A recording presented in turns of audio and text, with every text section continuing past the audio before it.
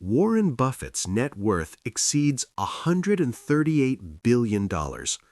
With that kind of money, he could own a private island in every ocean, rotate between mansions like hotel rooms, and travel the world on a fleet of superyachts. Yet he chooses a radically different life. He still lives in the same modest house he bought back in 1958 for just $31,500, located in Omaha, Nebraska. The house itself is nothing extraordinary. 5 bedrooms, stucco exterior, quiet middle-class neighborhood. Today, it's worth around $1.4 million. That may sound expensive to most people until you realize this home represents roughly 0.001% of Buffett's total wealth. For someone worth $100,000, that would be like living in a house that costs $1. Now contrast that with a very different story. A 32-year-old real estate agent in Dallas earns $240,000 a year and recently bought a $1.2 million house. The mortgage stretches him to his financial limits. He drives a leased BMW that costs $800 a month. He wears a Rolex purchased on financing. His family vacations twice a year in Cabo, paid for with credit cards.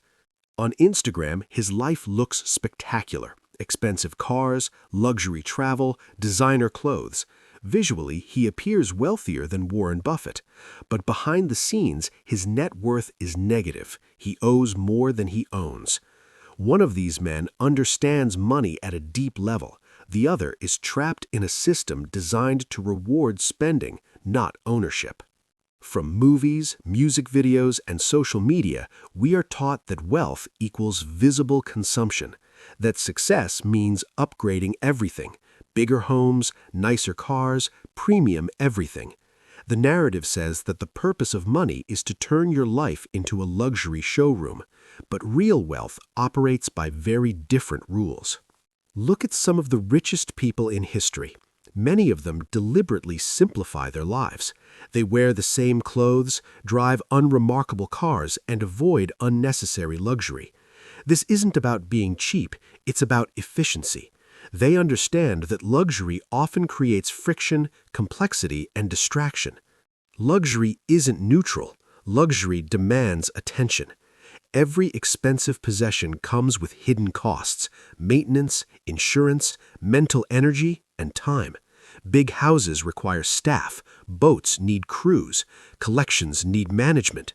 These things don't serve you, you end up serving them. While people chasing appearances spend their energy impressing strangers, intelligent capital focuses on freedom, leverage, and optionality. They invest in assets that grow quietly instead of objects that shout loudly. The goal isn't to look rich, the goal is to be unbreakable. Billionaires didn't become wealthy by earning money and spending it on upgrades. They became wealthy by refusing to consume. The mansions, cars, and entourages you see among celebrities are not signs of wealth. They are signs of wealth being rapidly destroyed. To a consumer, money is something to exchange for pleasure. To an investor, money is labor. Each dollar is a worker that can either be fired through spending or employed through investing. Spend it and it's gone forever. Invest it and it comes back with friends. The real cost of upgrades isn't the price tag, it's the future wealth that never gets a chance to exist. A car, a house, or a lifestyle bump doesn't just cost money today, it costs decades of compound growth.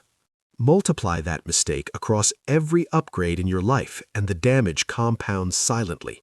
Bigger apartment, nicer clothes, premium subscriptions, each one feels small in isolation. Together, they decide whether you retire free or trapped. Real wealth prefers simplicity, liquid assets, businesses that scale, investments that don't demand attention. Stocks don't leak, they don't break, they grow while you sleep. Growth without effort is the ultimate luxury. Status is a game with no finish line. There is always someone richer, louder, flashier. Trying to win it guarantees exhaustion. Smart money opts out. By keeping expenses low and margins wide, they buy resilience, not applause. Rich is loud, wealth is quiet. The person screaming luxury is often insecure.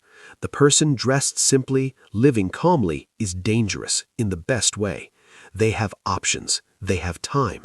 They don't need validation. So here's the shift that changes everything. Define your enough. Lock it in. Let income rise, but keep lifestyle steady. Capture every raise before it disappears. Audit your ego purchases. And remember, freedom always beats upgrades. In a world addicted to more, choosing enough is rebellion. Build instead of consume. Invest the difference. Let others perform wealth for the crowd, while you quietly construct something that lasts. If this made you rethink lifestyle upgrades, hit like and subscribe. More clarity is coming.